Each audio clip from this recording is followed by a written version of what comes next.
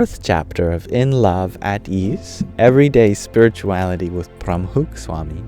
I have learned so much from this book already, and I often find myself thinking, what would Swamishri do in such a situation? Because he seems to have a wonderful way of being in love and at ease with everyone, such is why the book is named as it is. This chapter is all about embracing all. We were learning about different stories of how he embraced minorities and people who were discriminated against.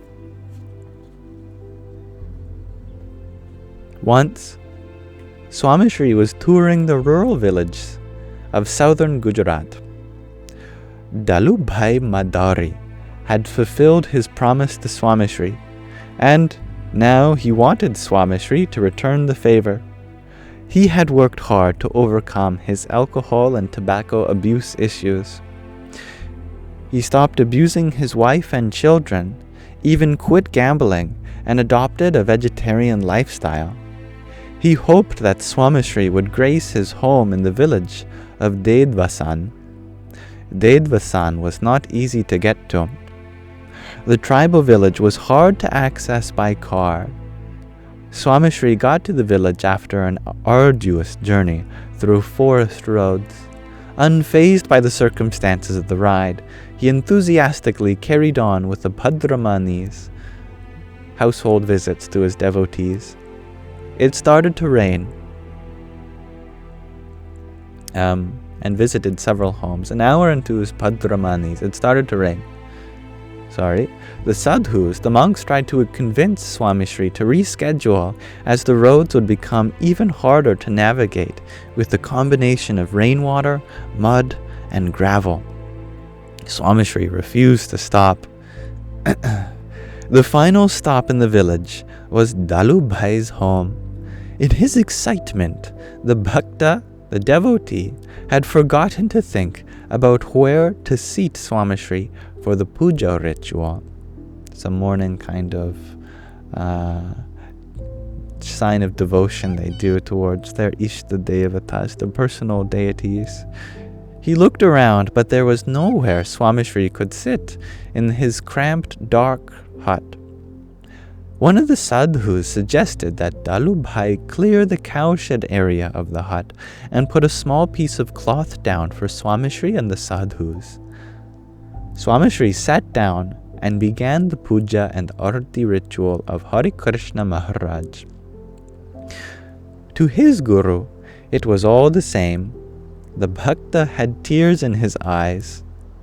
To embrace all is to enjoy a seat on the floor of a cowshed in a colony as much as a comfortable recliner in London. For Swamishri, it was Dalubhai's commitment to reform and spiritual progress that drew him all the way to Dedvasan. And he would not have thought twice about going there again. In 1990, Swamishri made another near impossible trip to the village of Rabod in the Panchamahal district of Gujarat.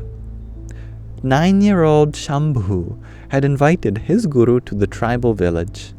It took Swamishri 6 hours to navigate the roads to his village. He did a Bhadramani at 11:30 p.m. How would Shambhu not remember this for the rest of his life? In addition to building social bridges between members of society, Swamishri fostered interactions between institutions of diverse social backgrounds. He embraced religious leaders, communities, and pilgrimage sites. A community of Dalit Hindus, which are of the lowest caste in society, who are often called untouchables and other grotesque things.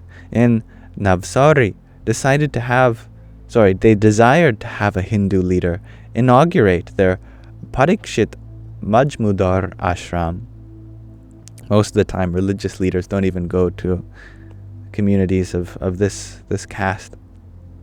They had asked around, but no other Hindu leader expressed interest in attending the celebration. They approached Swamishri with an invitation. Swamishri was thrilled. "Don't ask, tell me. I will be there. When is it?" Swamishri turned to his personal attendant and asked him to make note of the dates and, if necessary, to rearrange his travel commitments. Swamishri was always willing to show up when others hesitated. Hearing about Swamishri's trip to the ashram in Navsari, Jedhabhai, a Dalit community member in Ahmedabad, asked Atma Rambhai, a disciple of Swamishri's, if his guru would accept an invitation to the world-renowned Dalit pilgrimage site, the Savgunath Mandir in Zanzarka in Saurashtra. It was one of the only places of Gujarat that was created, managed, and spiritually led by Dalit Hindus. Atma Rambhai offered, "Of course he will come. Swamishri will be available for us." Swamishri remembered the invitation, and the next time he was in Limbdi, Swamishri asked the sadhus to arrange a visit to the mandir and meet the Mahant, Baldev Das Ji Maharaj. The Mahant and his disciples were touched since this was the first time a non-Dalit Hindu guru had come for darshan at the mandir. It was a relationship that would bring together communities for generations to come. Swamishri also worked tirelessly to engage the scheduled tribe, or the Adivasi community, around Gujarat and Western India. The Adivasi community has been identified by the Indian government as one of the most disadvantaged socio-economic groups in the nation. Swamishri tirelessly traveled to their homes and huts in southern and eastern Gujarat. The social and economic landscape of their towns and forest areas from the 1970s through 1990s were abysmal. Swamishri had told me so himself. In 2007, while flying with Swamishri from Atlanta to Los Angeles, his personal attendants asked me to sit with the Guru and serve him the khichdi we had made that morning. Swamishri asked me why it tasted different. "Coconut water, Swamishri. We made it in coconut water so that we could maintain it for Hari Krishna Maharaj's thal while we travel." Swamishri's face lit up. "That is what it is." It seemed familiar. I have previously had cooked food in coconut water when we traveled around Adivasi villages in southern and eastern Gujarat. The bhaktas and sadhus, the devotees and monks, would make food for Hari Krishna Maharaj in coconut water. Have you ever been? I shook my head to convey that I had not. "You only consume coconut water and chocolate and mints," shares Savar. Swamishri began to describe the lush greenery, thatched straw huts, and almost forest-like surroundings.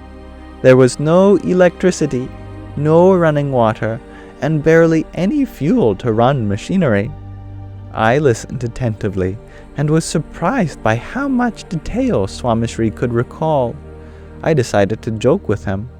"It seems like you really liked it there." Swamishri's voice was now stern. "I loved it there. If you could only experience the bhakti, the loving devotion, innocence, and generosity of the people. They were kind-hearted and willing to give all they had. All that they had."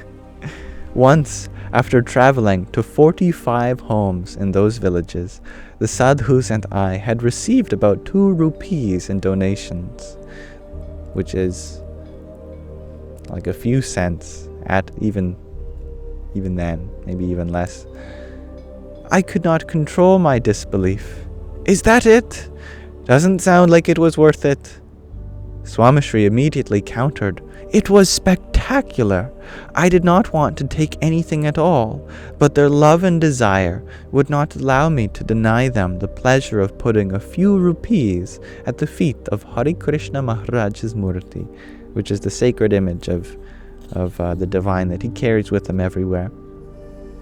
If you go there now, you will see that their towns have sewage lines, their children are studying in our city and rural schools, and they have started building homes out of concrete and stone.